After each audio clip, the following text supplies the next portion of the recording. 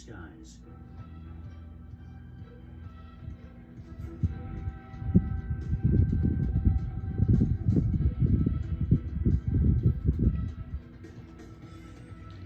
Tonight, late night thunderstorms, low 72, winds southeast at 5 to 10 miles per hour, chance of rain 40%.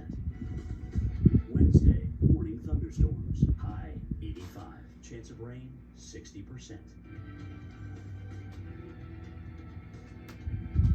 Wednesday night, partly cloudy skies, low 65, winds north-northwest at 10 to 20 miles per hour. Here's our 7-day outlook.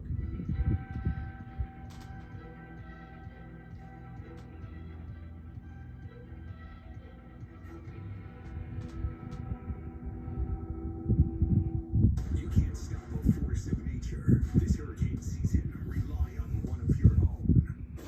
It's a fact. No other news network out there is trusted more than the Weather Channel. Trusted to give you every advantage before the storm. Trusted to be there where and when you need us. Trusted to bring you every angle of the storm using landfall cams on our streaming TV app. Absolutely unbelievable. Because America doesn't trust hurricane season to just anyone. Welcome back to our continuing coverage on the Weather Channel of Hurricane Idalia. I'm meteorologist Jackie Jarrett. I'm live in Gainesville, Florida.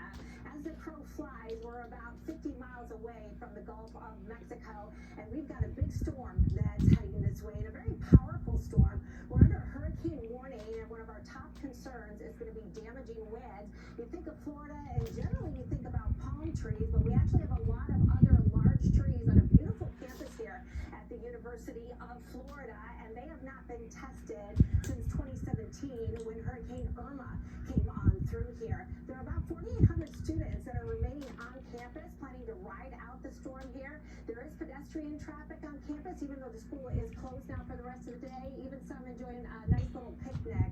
Preparations have been underway, not just on campus, but also in the community with sandbagging, as we could get some heavy rainfall leading to some localized flash flooding, and that's going to be one of the big concerns. In addition to that, I just want to talk a little bit more about timing and preparation, okay? Conditions are going to start to deteriorate already this evening. In fact, the models have been showing feeder bands moving in between 5 and 9 o'clock this evening. There are some spotty showers in the vicinity right now. In fact, we're getting a little outflow from one of the showers right now as well. But folks should really be in place, especially if they're seeking out where the public shelters that's open by the time the sun goes down. So, Mike, the worst impacts coming in between 6A and 6P tomorrow. I've been talking with students from the Midwest here. I've been talking to international students, and they're concerned. This is something a lot of them have never experienced before. That they'd be a little bit nervous about what to anticipate, but hopefully everyone's doing the right thing, going to be safe, and just stay put tomorrow and avoid the worst of it if they can. Jackie, thank you. Very good point for sure.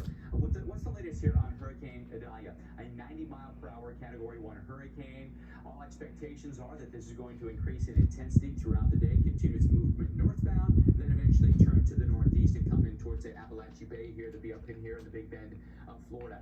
974 millibar pressure. The pressure's come down just a little bit this afternoon and 130 miles outside of direct Tortugas at this point. On satellite, it looks pretty healthy. Let's look underneath the clouds, and you can see on the radar that it's already showing signs of an eye. It's going to be coming northbound here by tomorrow morning, anticipating a strong Category 3 hurricane before landfall. We're going to maximize the severe weather impacts and the surge in the wind, possible severe weather for through tomorrow, and that does include a chance of some tornadoes, especially in these convective outer bands, Felicia, which are the most likely locations that you'll see those tornadoes. Yeah, definitely a risk whenever you have those tropical systems in those outer bands. Thanks, Mike. Of course, a lot of focus on the storm surge possibilities here with storm surge warnings from the panhandle of Florida, storm surge watch all the way down into southwest Florida. So the storm surge is possible well outside of where we're actually going to see this storm making landfall. What you're seeing here is Idalia's forecast wind field. The orange is indicative of tropical storm force winds. I want you to keep an eye here on Tampa Bay, and keep in mind that the circulation around this hurricane is counterclockwise. You're getting that low pressure circulation circulation.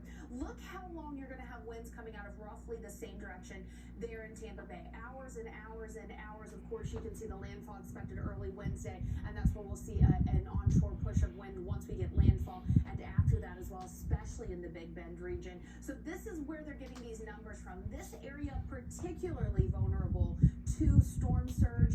The National Weather Service out of Tallahassee saying in Appalachia Bay, no major hurricane has entered Appalachia Bay. We're going to be dealing with tidal times around there as well, so 10 to 15 feet for places like Cedar Key, something that's certainly possible. 4 to 7 feet for a place like Tampa Bay, also something certainly possible that you want to prepare for. Take a look at some of the records that we've seen in Cedar Key. It's been quite some time here, but the highest storm surge that we've seen there from Hermine back in 2016, and that was 6 feet. Well, 500 miles of the Florida coast is at risk of dangerous storm surge. In some parts of the Big Bend, it's potentially catastrophic. Meteorologist Dr. Greg Postel shows us just what the surge could look like. As Idalia closes in on the west coast of Florida, likely late Tuesday, early Wednesday, significant, indeed life-threatening storm surge will accompany landfall. Reasonable worst-case scenarios suggest we could see water rises and inundation above normally dry ground that exceed 9 feet. We'll show you what that looks like by bringing the water first up to about 6 feet. It's too late to do anything at this point. The only way out is to go up. Who knows what's floating in this water? There could be large objects, hazardous material.